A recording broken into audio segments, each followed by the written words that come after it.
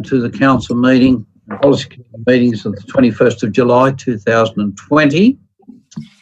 Would just remind you to remember this meeting is being live streamed and recorded. Please be patient. Electronic meetings are different to face-to-face. You'll be invited to speak by the meeting coordinator as you raise your hand, and please do not speak over others. And if you want to go through your papers or other things, perhaps just put yourself on mute until you want to actually speak. That would actually help. And first of all, I'll call for apologies for absence. Just to see. We have Councillor Prevatira tonight for sickness. Someone move that, please. Yeah. Move Councillor Munro, seconded Councillor Romano. All in favour? Aye. Thank you. This council meeting is being live streamed and recorded. By speaking at the council meeting, you agree to be live streamed and recorded. Please ensure that if and when you speak at this council meeting, that you ensure that you're respectful to others and use appropriate language at all times. Orange City Council accepts no liability for any defamatory or offensive remarks or gestures made during the course of this council meeting. A recording will be made for administrative purposes. Tonight for our council prayer, I'd like to introduce Gavin Brett from the Christian Ministry Centre. Thanks, Gavin. Thank you, Mr. Mayor. Hi, everybody. Why don't we pray? Father, we just lift up you in these troubling times. Father, we lift up this city and we ask for your protection over this city and all those in it. Father, we pray for the finances of our city, the health of our people, and the protection over everyone that comes to visit us. And we are protected as well. Father, I pray for this meeting tonight. Father, I pray that you guide the direction of the conversation. You inform the conversation. And Father, I pray that you give all those in attendance wisdom in their responses to the things that they are discussing. Commit it all to you. In Jesus' name I pray. Amen. Amen. Thanks very, very much, Gavin.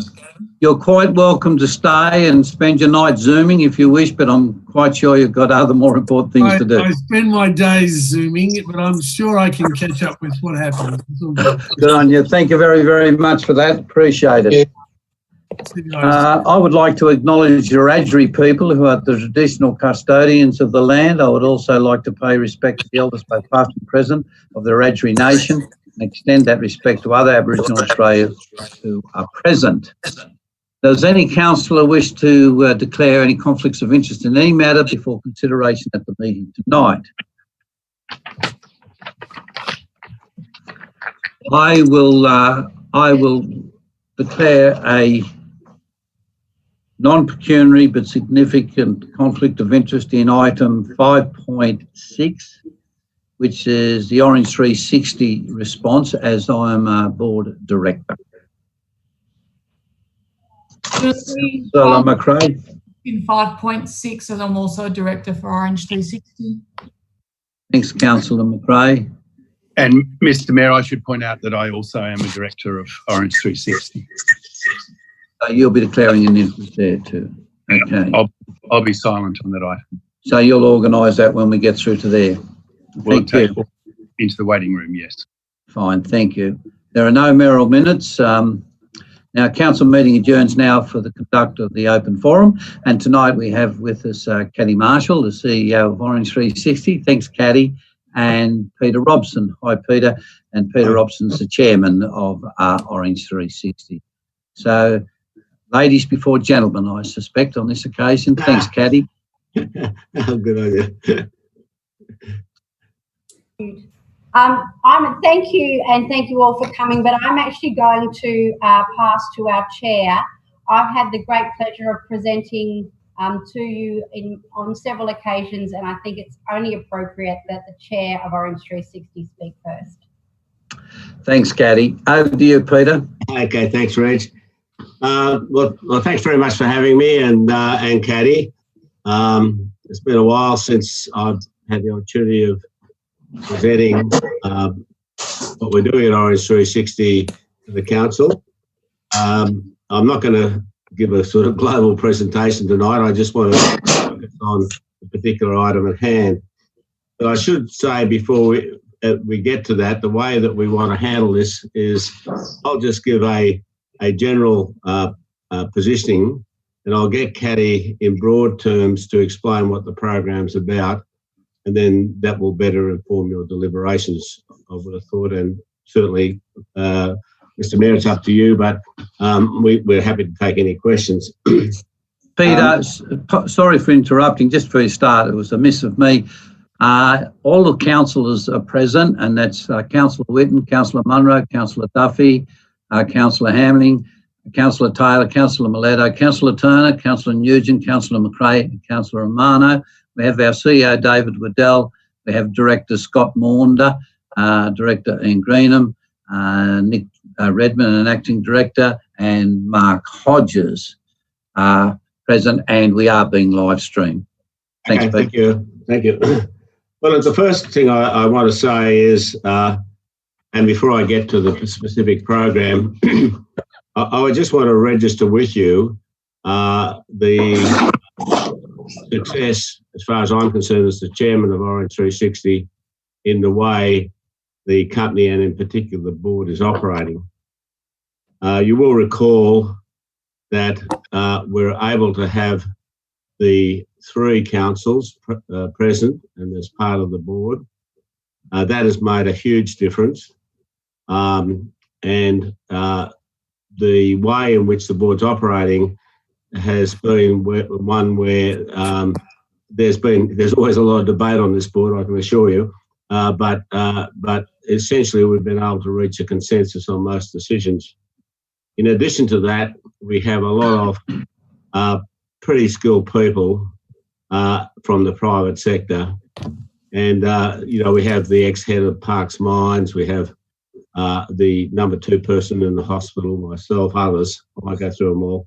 And that combination has worked very well. And I think it's due to the combination and the good work of the council, this council, the other councils and that board, that there's been a very significant improvement up to bushfires, up to droughts, up to COVID-19 in the way the city of Orange and its surrounds has been able to attract people. And it's not just for one night or 2 nights, but it's attracted people here to visit and often to stay. Some of the figures are in your papers, but I just want to emphasise a couple here.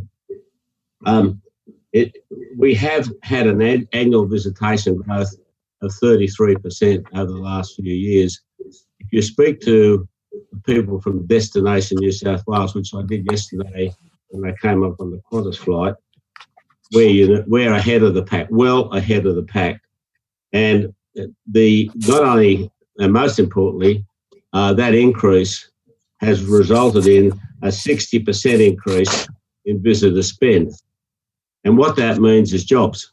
And I can just assure the councillors that my focus, and many of you know my background, is to make sure that what we do results in jobs, because jobs are key for regional cities. They're key for all cities, but they're particularly key for regional cities. And I think that when you see the impact already of COVID-19, you'll see the importance of that. The estimate in our broad region, that's beyond Cabonne, Maloney and Orange, but in the Central West, is that 5,600 jobs have already been lost due to COVID-19. That's one hell of a lot of jobs. And we know that prior to that, we created around 6,000 jobs. But notwithstanding all that good work that's gone on, there's been significant job loss. And we are also very aware, because we have talked to our own members. We have now around 300 members in Orange 360, and they come from all walks of life. This is not just a wine industry gig. We have our biggest membership actually now is accommodation, but we have the hospital, we have a couple of the schools. We have many retailers. And when we survey them, already they are seeing a significant impact in job loss. This area that our members represent is at the forefront of the impact of COVID-19. And although, and I have to just record this with you, JobKeeper has made a huge difference. That's true. But JobKeeper is not going to be around forever. And also, we don't know. None of us know where COVID-19 is going. So we think it's very, very important for us to be prepared to run a major campaign to ensure that we are ahead of the pack in terms of picking up people coming to our city and to Blaney and to Cabonne to ensure that we do our very, very best to save those jobs. Now, I should say to you that with my contacts in Mudgee and the Hunter Valley, people like Bruce Tyrrell and others, they all tell me that they're doing the same thing. One of the things that we've got that they don't have is that we have an organisation, Orange 360, which has a representative of the three councils and the industries as broadly defined, not just the wine industry, I said, right across the spectrum, who are working together. And that will make one hell of a difference. But have no doubt about it, everyone's looking to get dollars into major campaigns to attract people to their areas. So we think it's extremely important that we build on the work that we've done, the Extend Your Stay weekend campaign, which has already been successful. And this, as Catty will let you know, and I'm about to hand over to her, we want to focus this campaign on midweek people coming midweek to Orange, the Orange District, because we know that sustaining visitation during the 7 days not only offers jobs, but offers much more secure jobs. And I should just say in finishing, a lot of the jobs in this sector are not secure jobs, in inverted commas. They're not like working in manufacturing. They're not like working at the hospital. They're not like working at the council. They're not like working in a lot of sectors. These are often part-time jobs, and they are often casual in nature. So it's very, very important that we can fill the beds in the place, we can fill the restaurants, we can fill the retail areas for 7 days. Now, if you're happy to do this, Mr. Mayor, I'll ask Catty now to just give you some brief details of the campaign. Thanks, Peter. Yeah, over to you, Catty. Thanks, Peter, and thank you, Mr. Mayor. As outlined in the papers, and I'd like to actually take us back to when I presented in a forum back in February to you, where we were actually requesting for an increase of funding and an extension of the funding agreement to go for 4 years, and a significant uplift, because we have developed with the board and our LGA partners a pretty ambitious strategic plan, and that plan will see Orange not just as a leading regional New South Wales destination, but a leading Australian destination.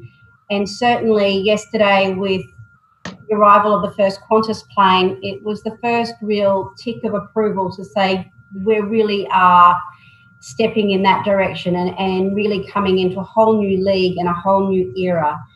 And certainly with all of the work that we do with Orange 360, yes, we are predominantly destination marketing, which is what we're actually requesting this money for, but we're actually here to support our members and in fact the entire industry to be able to grow and evolve to meet the growing needs of our visitor base, but also to make sure that we are continuing to improve our livability as a city and a leading regional destination and city in itself.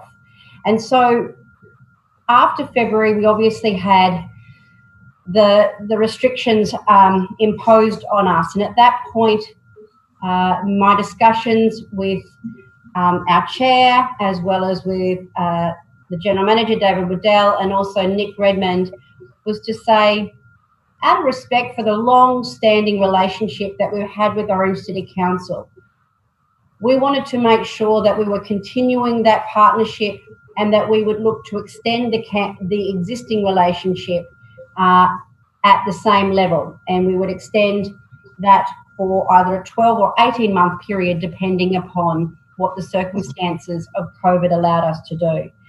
Certainly when we saw the lifting and the first easing of restrictions from the Premier, it was our highest ever visitation day on our website, which means that people were keen to come and discover. And what we've been continuing to do is, whilst we had pivoted, now that's the new word in our vernacular, to really focus on our local market and make sure that our locals were supporting our local our local businesses, which is where the whole idea of the staycation program, which we were successful in terms of securing the funding from Newcrest, we wanted to be able to ensure that through COVID, we were able to keep those little businesses going and operating. So when there were the travel restrictions eased, that the visiting friends and family would still have businesses, attractions, museums, little B&Bs, little restaurants and cafes, all the way, not through an Orange, but all the way through to our villages. It was really important that we were able to keep those businesses going.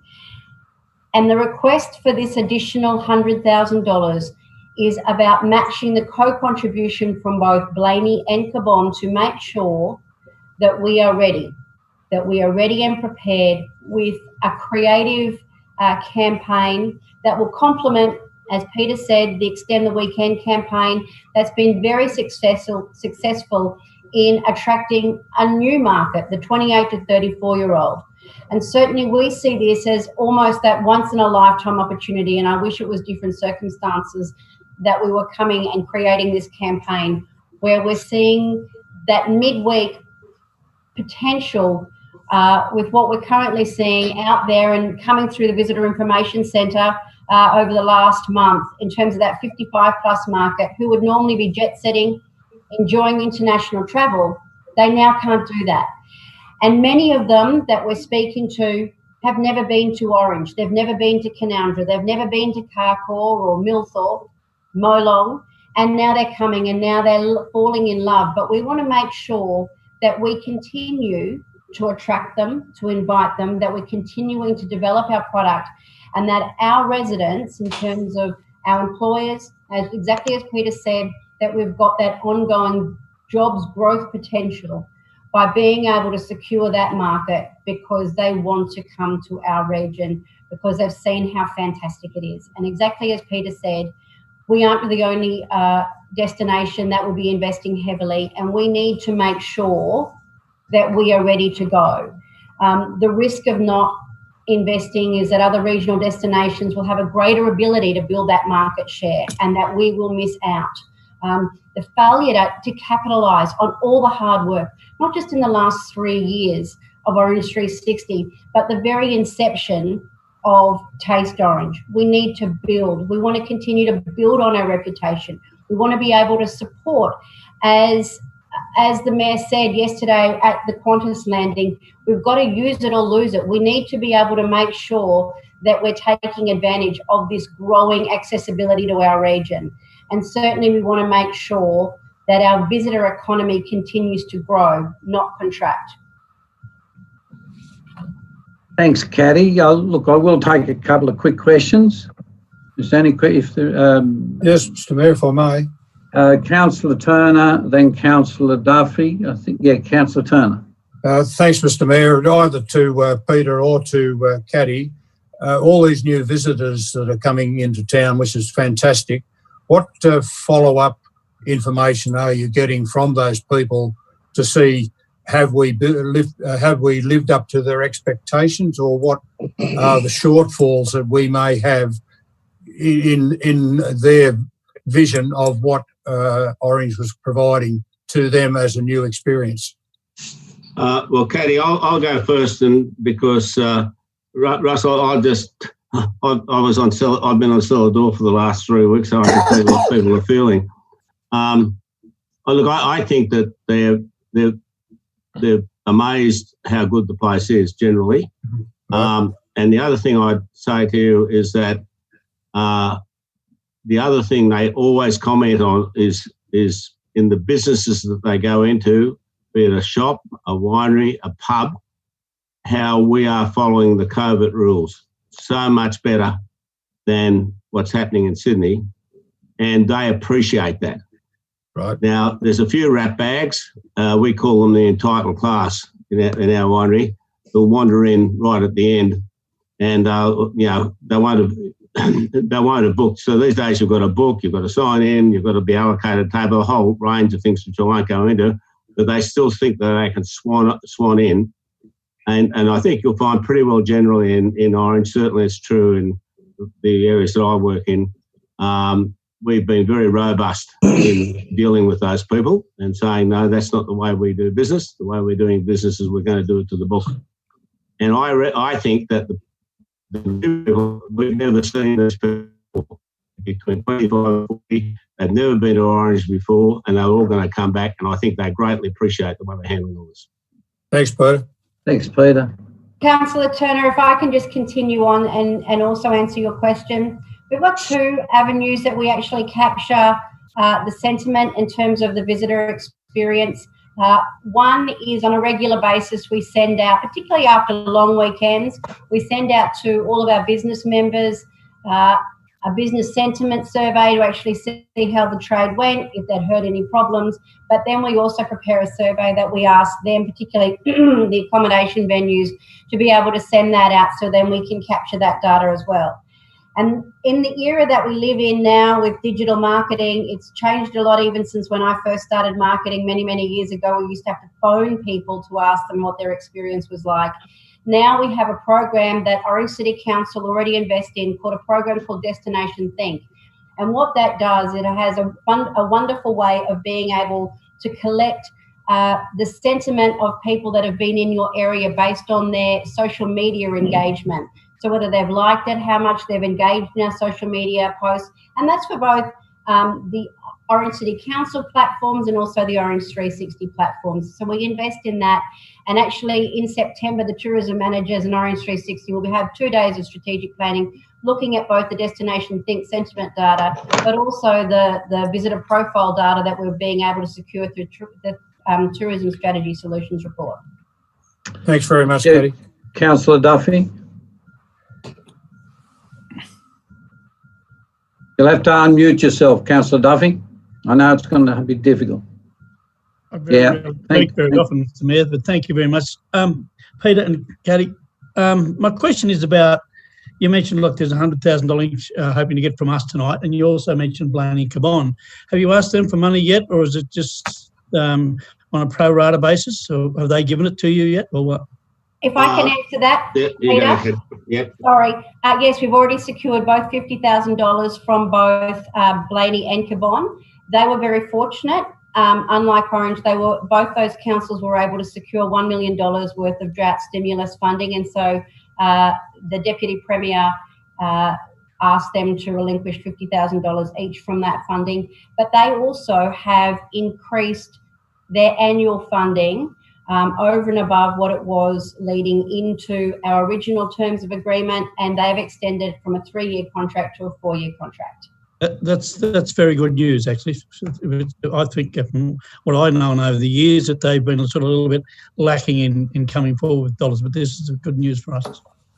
If I can just make a comment, and it is a question of both Peter and Katie, the biggest criticism that I've been getting, and this is over the last 3 weeks, but it's been going on for 2 or 3 years, how difficult it is to get something to eat in a decent restaurant or anywhere on a Sunday evening. And if we want to attract people here for long weekends, you know, not your normal long weekend, but people over that 3 or 4 day period, it's difficult to get something to eat on a Sunday night. Have you got any comments on that? Yeah, Mr. Mayor, I do. You should. I'm actually quite jealous. Living in Canowindra, actually finding somewhere to eat on a Tuesday or a Wednesday night is quite difficult. But look, in all seriousness, if we have a vibrant visitor economy, it means that we're going to have confident businesses. And when we've got confident businesses, they're more likely to invest, not only in their business and their infrastructure, but invest in staff. They're going to be more likely to be able to invest in opening those training hours. But we need, as leaders, we need to be able to demonstrate that we're prepared to invest in them and build that visitor demand from them and for them. Thank you. Thank you. Councillor Romano. Thank you, Mr. Mayor. I just want to ask Peter, earlier on, Peter, you said that you didn't want to elaborate. You were talking about people that visit the wineries. What precautions, I think we should expand a little bit on it. What precautions are we taking or you're taking for the COVID-19 not to spread? Are you taking their details, phone numbers, addresses? Because, yeah, we're getting a lot of people from Sydney, I'd imagine, and it's out of control in some areas of Sydney. I'm just a bit cautious. I just want some clarification that we're doing all we can. I'm pretty sure I can speak generally for certainly the main operators. I'll just take you through exactly what we do. So firstly, you have to book. When you book, we operate on the 4 metre rule. We operate on maximum number of people within our winery. Now, we've got a big operation, so we can fit 50 or whatever it is in, but that's all are the rules. So when you walk in, we have someone at the front, and we have a sheet of paper with every table, with every name of each group coming in, and with all their contact details before they even come in. And we don't let them in unless we've got all that. Now, if we do get someone who we've got an outside area who we can accommodate, then all that's got to be recorded before they can come in. Thank you, Peter. That's great. Just let me run through because it's actually more than that. So we only allow people 50 minutes. And at the end of the 50 minutes, what happens is all the tables get washed down. Everyone gets clean glasses. So in the old days, we used to have one glass per wine tasting, maybe one white and one red. We now use 7 glasses, clean glasses for a wine tasting. And in that 10 minutes, all the glasses come off, they get clean, the whole place gets sanitised, and then the new group come in. And then you just flip over your next page. There's the 5 or 6 groups, their names, phone numbers, etc., all booked in. The other thing which we've been doing is that for the first time, and I know a lot of people are doing this, we're supplying food as well. Now, we never used to do that, but everyone that we work with says that it's very important. And the rules are that if you can supply food, you should supply food. So it's been a huge change for us. But as I said to you, it was really interesting because we thought we'd get all these jobs coming in and saying, oh, we're not going to do that. And, bugger that, we've come to Orange to taste wine. But that hasn't happened. It's maybe 95% of people have been very appreciative of the fact that we go through all this rigorous behaviour. Thanks, Peter. We've got a question from Councillor Whitten, and then we'll have to wrap up just about. Thanks, Councillor Whitten. Thank you, Peter. I think we better come out and test out the policy, mate, to make sure it's working. It would be really handy to know, and probably a lot of councillors may know, but probably the community. If you're very faint, I can't hear you. Very faint. Can you hear me okay or not? That better? Yeah, I can hear you. Yeah. Okay. What our capacity is for Orange and the surrounding area from a bed, to accommodate the visitors that are coming. That would be pretty handy to know. I don't think a lot of people know that as well. And recently I had some friends come up from Sydney, some Spanish friends, and they just fell in love with the place, and they're wanting to know, can they be told about the real estate? And that's certainly a job for real estate agents. But one of their suggestions was that in Sydney they play ads. They talk about the traffic every morning on the radio. About all they hear on the radio all morning is about the traffic. They get traffic reports, and they suggested that we advertise on one of the on a radio station that and do a traffic report for Orange in the morning and say that it was the traffic in Orange at the moment is going to take you 5 minutes to get to work. You know? Well, Caddy, can you answer really the neat gimmick? You know? Caddy, can you answer Jeff's question on the rooms? Councillor Whitten, I would be delighted to be able to do that. However, I wouldn't just be coming to Orange City Council for $100,000. I'd be coming for $1 million. Yeah. Okay. Yeah, Exactly. that's the problem. Caddy, answer the question on the rooms. So we did it was almost this time last year when we were first engaged by Newcrest to be able to manage their contractor accommodation. We did an audit across the 3 LGAs. 2,500 rooms is our full capacity. And as I said, that's one of the reasons why we were very quick to partner with Newcrest, because we want to make sure that leisure product is saved for our leisure travellers, not miners underground, and that's working really, really well for us. And what we would also like to see is we would see this level of investment also attracting other larger scale investment like we're having that will benefit from in 2 years' time up at the Summer Centre. Good, thanks, Katie. Look, one last question. I think it was Councillor Nugent had his hand up. Thanks. Yes, thanks, Peter, and thanks, Caddy. So the campaign that we're talking about is a $200,000 campaign. I think I'm right in saying it's $100,000 plus the 250s. Can you just give us, I know there's detail in the report, but just give us a brief overview of where that 200,000 is, how it's being spent, and sort of what time frame it's sort of being spent in? Yeah, just quite briefly too, because that is in the report. Thanks, Caddy. Thank you, Mr. Mayor. Look, the split would be $50,000 in terms of the content and campaign development. We've already invested $15,000 in terms of the Destination New South Wales partnership.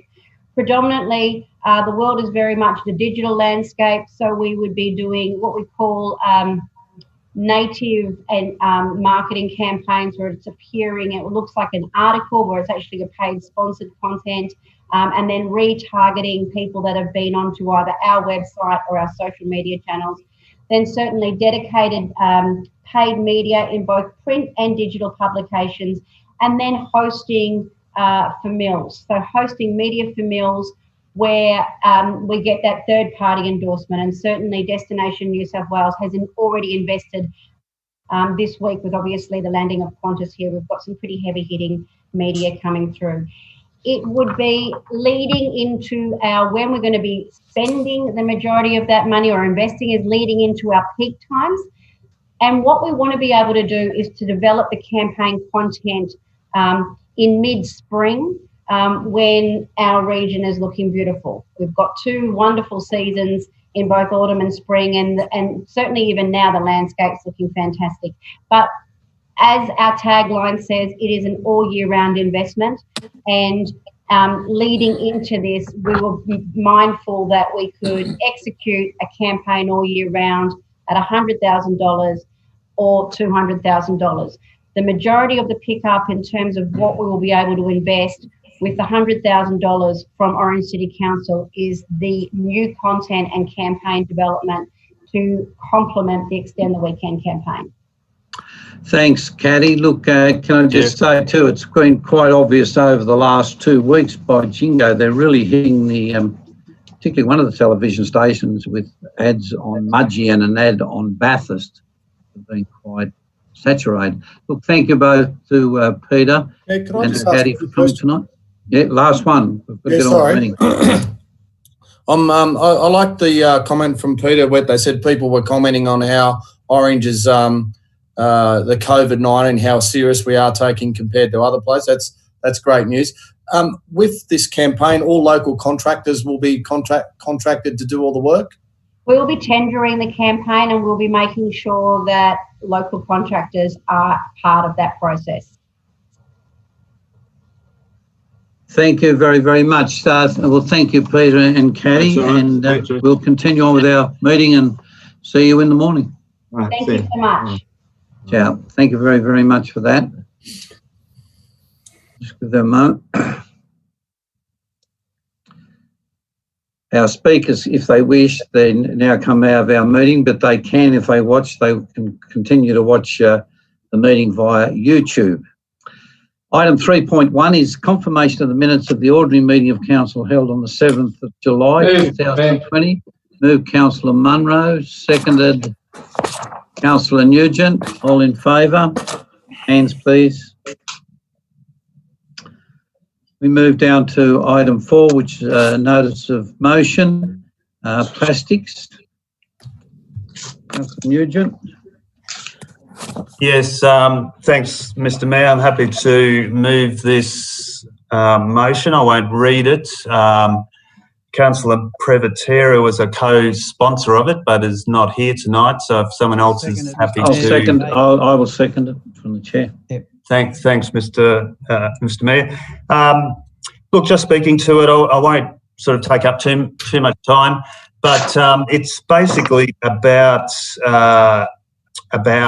Orange looking at identifying where we use single-use plastics in our current operations, what alternatives there might be, what costs there would be to replace the single-use plastics we currently use, and looking at an appropriate time frame for doing so, with the ultimate aim of reducing our use of single-use plastic and ultimately, hopefully, eliminating it from our operations. So that's what the motion is about.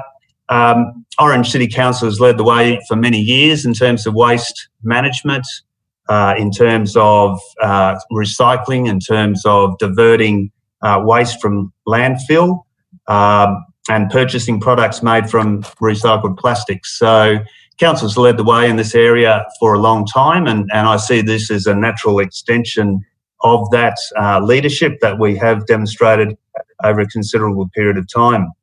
It's also obviously a major focus of the federal and state governments, given the current recycling crisis that started back in January 2018 with the Chinese National Sword policy. And the federal government, I note, has hosted earlier this year the National Plastics Summit in March, and has just announced a $1 billion waste and recycling plan to transform the waste industry in Australia. So the state and federal governments are moving in this direction and are taking action. It's also part of the mainstream consciousness, I think, now. I guess the War on Waste, Craig Rucastle's War on Waste program on the ABC really sort of lit the fire for many people when they saw the reality of the amount of plastic that we generate and where it ends up in terms of in the oceans, in terms of the waste management processes we have to go through, in terms of in landfill. So that, and Craig Rucastle actually came to, as many of you will know, or all of you probably know, Craig Rucastle came to Orange last October for the Rotary Sustainable Living Week, and did a number of presentations which were very well received. We're in the midst of Plastic Free July again. It's the 10th year actually that Plastic Free July has been operating. So, and Council's been a great supporter of that this year and has been very active. And I do pay tribute to the staff that have been involved in that. So, this particular issue has sort of been dealt with or discussed at the Environmental Sustainability Community Committee. It builds on a couple of motions that were passed by that committee back in December last year, and that were adopted by Council in May. So to me, it's a natural extension. It's not saying that we're going to get rid of all single-use plastic tomorrow, but it's a starting point to sort of identify what we do use and what the processes or steps involved in reducing and hopefully eliminating single-use plastics from our operations over time. So thank you. Thanks, Councillor Nugent. Any other speakers? If there isn't, I'll put the motion. All in favour? Hands, please. Against? Thank you. We're going to 5. First of all is general reports. 5.1 is recommendations and resolutions from the policy committees. Move, Mr. Mayor. Hamling. Second, Mr. Mayor. Move Councillor Hamling. Second. Second, Councillor Duffy, I think was first up that time. All in favour? Against? Thank you. 5.2 is the statement of investment for June 2020. Move Councillor Munro, seconded Councillor Hamling. Any questions? All in favour? Against? Thank you. 5.3 is grant funding and project priorities. Happy to move it, Mr. Chairman. Do we have a seconder? Councillor Whitten. I would like to speak on this. I think it's an excellent report and it's something that I'd spoken with the CEO and a number of the staff about. I think that's what we were talking about at the briefing session, something along those lines where we know what we have received. I think how it set out there, requested were awarded. We know the areas where we haven't been successful at this stage. But then the next move I want to see on from that is, a project plan where these are, when they're starting, if they're on track, and when they're going to be completed. So I congratulate the staff on putting that together. I think the most important element of it is, if you go through it, we have been fortunate in receiving quite a few grants, but we can't rest on our laurels. There's a long, long way to go before this council is no longer there, and got to keep shaking the tree. So all in favour? Against? Thank you. Sorry, Mr. Mayor, can I ask a question? Yes. The one fund or one grant opportunity that doesn't seem to be mentioned there is the Stronger Communities Fund. Yep. Which I understood was originally for merged councils and then was expanded to include the eligibility to include any council affected by a potential merger. As far as we can see, we didn't get any. We didn't get any money from that fund. Yes, we did. No. Did we? I couldn't find it in there, Mr. Mayor. You're talking about the Stronger Country Communities Fund, or what one? No, I think it's just called the Strong Communities. Oh, okay. Which Strong Dubbo, I understand, got $27 million from. What page are you talking about? Well, it's not there. There's no page to refer to it because it's not there. So I guess my question is, did we actually put in any applications for that Stronger Communities Fund, Mr. Mayor? And I'm happy for it to be taken on notice and information provided back to us. I'll ask Mr. Scott Maunder. He's with us tonight. You there, Mr. Maunder? Yep. Thank you, Mr. Mayor. I'll have to check on it, Councillor. I'm not aware that we were eligible. I recall what you're referring to around that funding for merged councils, and there was certainly a lot of money at the time for that. But I'll have to come back to you. I'm sorry. That's right. I think the eligibility requirements did change over time, so I thought we had become eligible later on. Anyway, but yes, I'm happy for it to be taken on notice. Thanks, Mr. Mayor. Thank you. We moved down to 5.4. It's the Blaney Cabon Orange Alliance. Recommendation is on page 52. Move the recommendation, Mr. Mayor. Councillor Turner, seconded Councillor Nugent. All in favour? Chairman, can I make a comment? Yeah. Well, it's got to be a question. Why? Because I said so. No, we're allowed to have debate on it. We're allowed to move forward for and against, speak for and against. Yeah, well, do you want to speak for or against it? No, I'm going to speak for it. Okay. But I want us to be totally aware that these alliances, knowing from the background that I've come from, become very bureaucratic and a bit time wasting and those type of things. And that's my only concern about that. And being the larger council, it usually finishes up costing someone some money. I think we need to be fully aware of what's that and keep an eye on it and see If I can comment on that, I can guarantee you, Councillor Duffy, it won't be bureaucratic. There'll be 2 meetings a year, and the first meeting we decide that one of the things that we have in common, we've got to work towards doing something with Mount Canobolas. And I think that's been a very positive move instead of the mountains in Cabon, but most people go there from Orange and all this. We've all agreed one of our priorities will be Mount Canobolas and getting funding for maintenance work to be needed. That is an example. It won't become bureaucratic, and it will not involve any money. It will, in fact, possibly involve saving money. So, all in favour? Against? Thank you very much. 5.5 is the LED lighting in council buildings. To move the recommendation, Mr. Mayor.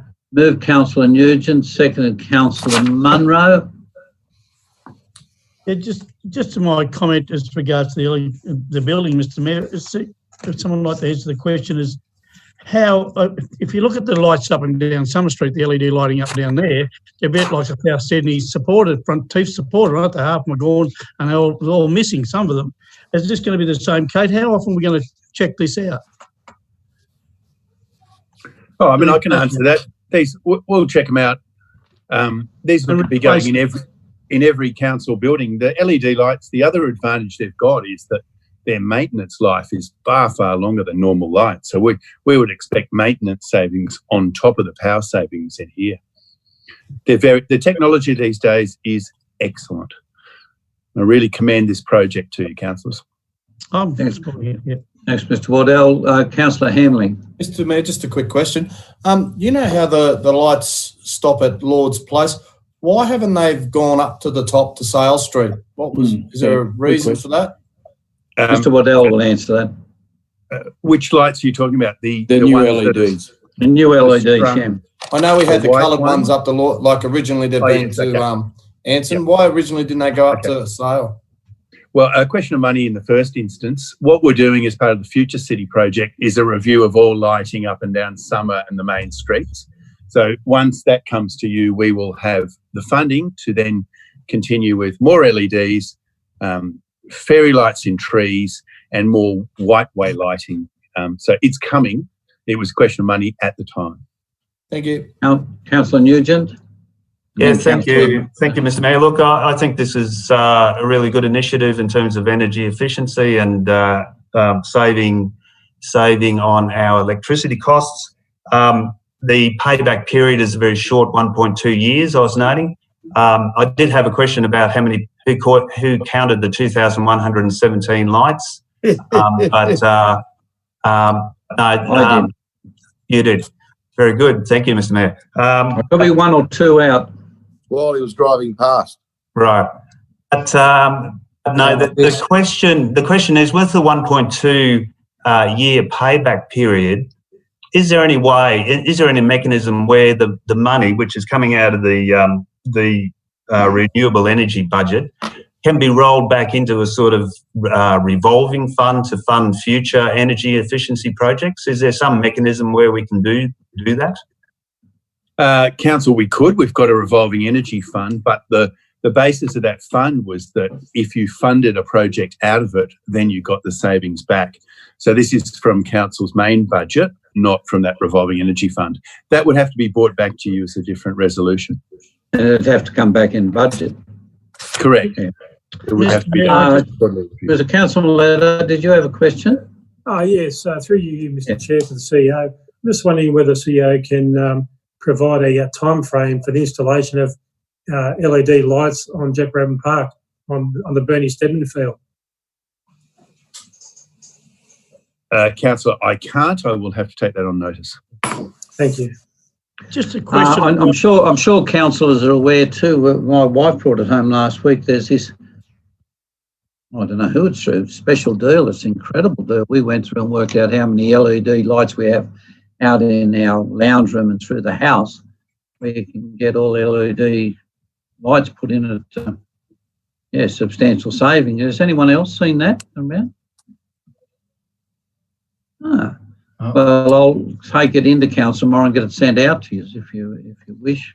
So that's for your own homes. There was someone else who had a question. Yeah, Mr. Chairman, just to follow up on Councillor Hamling's comment, I've got a question. Can the next lot be coloured? Coloured? Of course they could. Of course they could. We'll get that option to you when we ask you to vote on the future city projects in a month or so. Okay. Okay, all in favour? Aye, against. Thank you. 5.6 is the COVID-19 Orange 360 response. I'll ask Councillor Romano, Deputy Mayor, to chair the meeting, and Mr. Waddell to flick us out or whatever you've got to do. We'll do that now. That's Councillor McRae and the Mayor have declared interest. They'll go in the waiting room. I myself will go on silent and stop my video. Councillor Romano is now chair. Thank you. So yeah, we're on item 5.6. Do I have a mover? Yes, recommendation. Councillor Munro, Councillor Turner, the seconder. Any discussion? Councillor Duffy.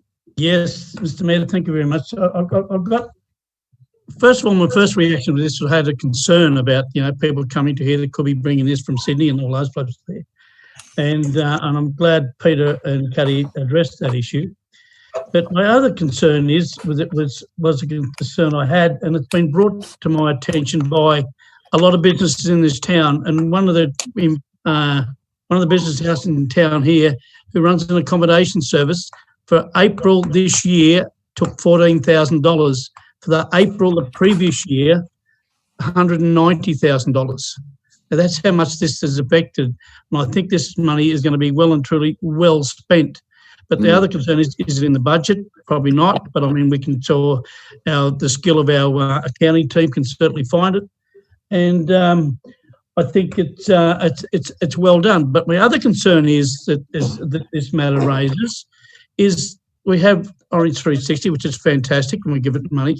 But we also give money to Centrock or the JO, whatever we want to call it now, that for tourism as well. And then we also have our own tourism thing.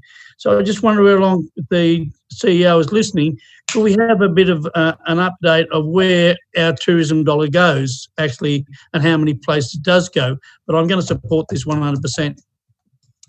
Okay, so which director can take that on notice for that question about where our money's going? Who have we got?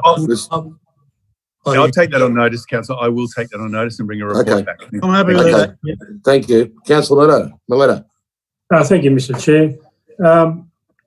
Just in regard to my position as Chair of the Economic Development Committee, I've received a lot of positive feedback with regard to the work that Orange 360 is doing and the effects which it's having on the economy in a positive way. Also moving out of the COVID period and the future potential lifting of restrictions, I feel that it's vitally important that we maximise those opportunities that are out there wherever possible. And I'm confident that Orange 360 have implemented a strategic plan that enhances Orange's reputation as a destination or a city of choice for people to come and visit.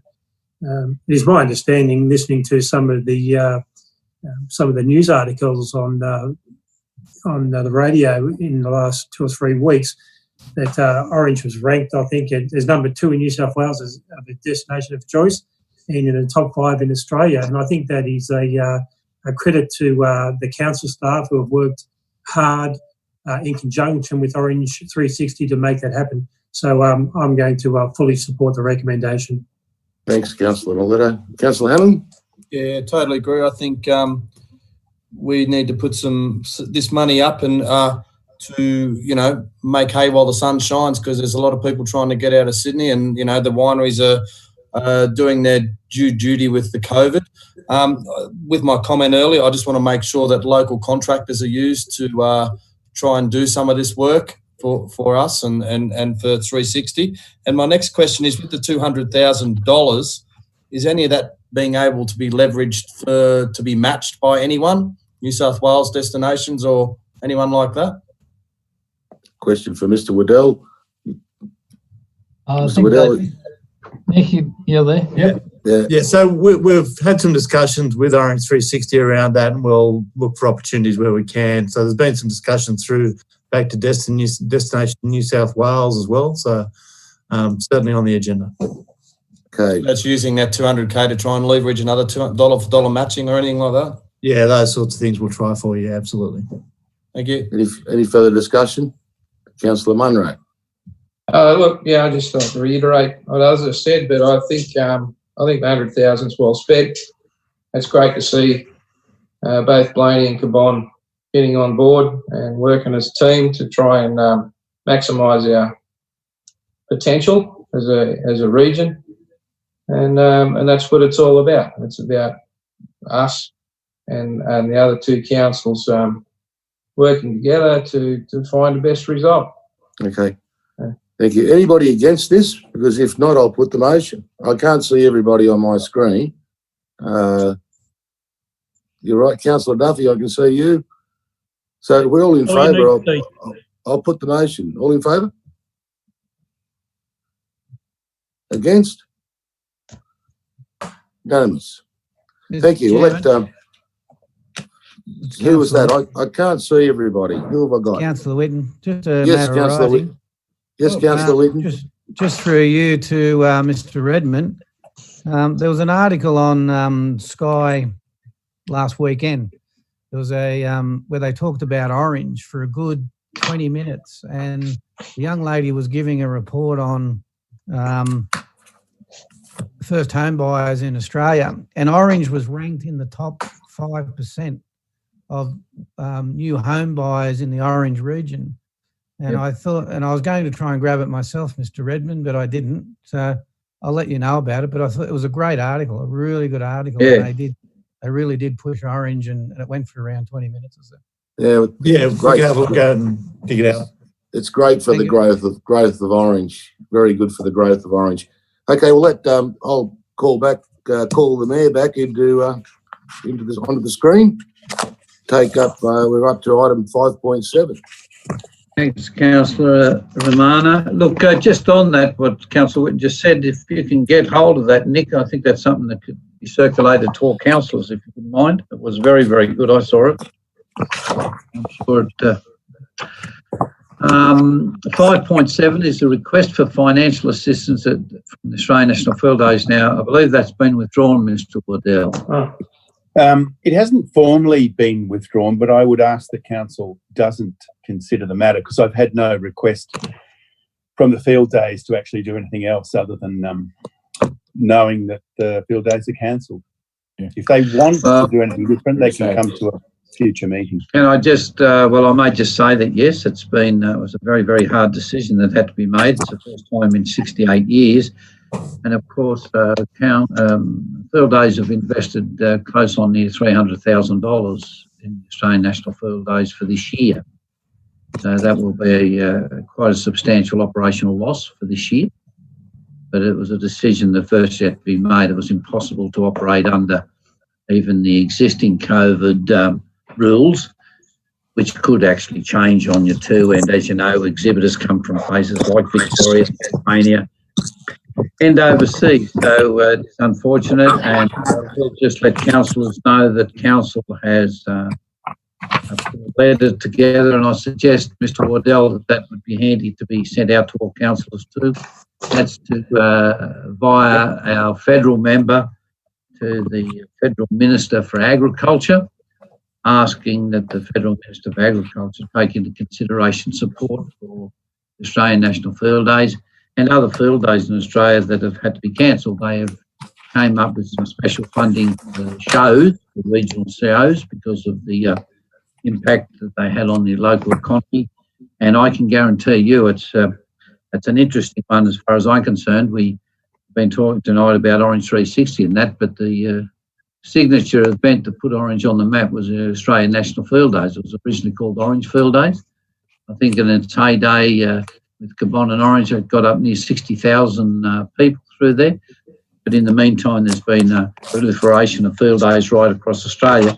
But it still does count for a week of somewhere around 20,000 visitors to Orange, whether they be exhibitors, people that are attending the field days. And as you know, accommodation is usually booked out down as far as Lithgow, out as far as Parkes and Forbes, and all places in between. So it is going to be a substantial hit on Orange in October. So I really feel for them. Mayor, if I could, can I just ask the question to the CEO about the $10,000 figure? Was that come up with discussions with the Australian National Field Days? Councillor Duffy, yeah, we met with the field days people who put to us a series of packages that we could do for sponsorship, and those packages went up to, I think, $20,000. So we thought the $10,000 was probably a more appropriate amount. Could we pass the $10,000 now and look at the extra 10 a bit later on if something comes up? Of course you can. Of course you can.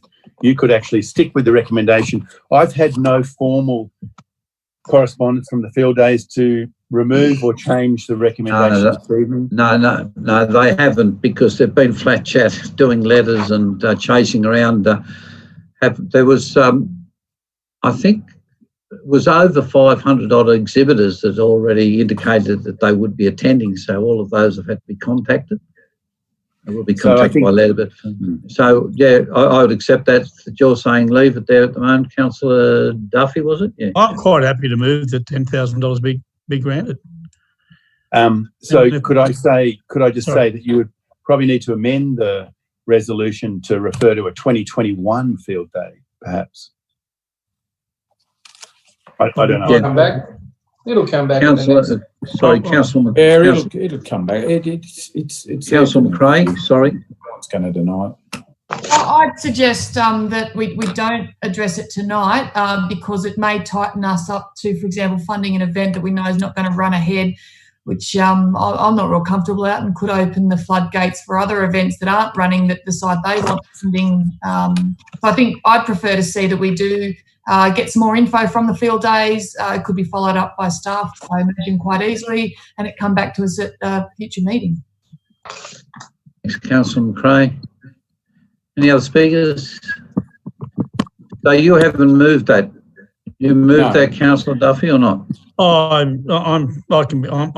I'm $1 each way with it, but I'm happy to move it. But if someone do let it sit in limbo, it's an easy way. But I just think there's some assurity there for the Australian National Field Days, because they are feeling the pain like other people's, and they've been a long term, as you've said, for 60 odd years. No, look, I think we'll just leave it sit there at the moment and let the CEO talk. But I will say this to councillors: there have been 3 very, very large field days already have gone to the wall. I hope and pray that we're not one of them, because it will really affect Orange severely. Fine. Yep. So, Mr. Mayor, could I ask? So, are we deferring this? Yes. Or are you process? Okay, so I'll defer it, Mr. Mayor. Yeah, can you it's moved by Councillor Whitten, second by Councillor McRae. I think want to defer it. Yep. Thank you. All in favour? Hands, please. Thank you. 5.8 is the Local Strategic Planning Statement 2020. Move the recommendation, Mr. Mayor. Very, very good document, actually. Lots of nice, warm, fuzzy words in there. Let's hope we can carry some of them out. So who moved it? Councillor Romano. Who was the seconder? Councillor. I'm happy, Mr. Mayor. That was Councillor Munro. Any questions to staff? All in favour? Thank you very, very much. The time being 8:04, I'll close the meeting, and all being equal, the next meeting will be live. I know we were talking about this time, but it's just incredible how quickly things have happened in the last 6 days. I know now a number of nursing homes in Orange are closed down. They will not allow you into a nursing home. There's another nursing home in Orange who will not take anyone who is from Sydney or Victoria, and will not allow them into the nursing home. So who knows what's unfortunately going to happen in the next few weeks. Can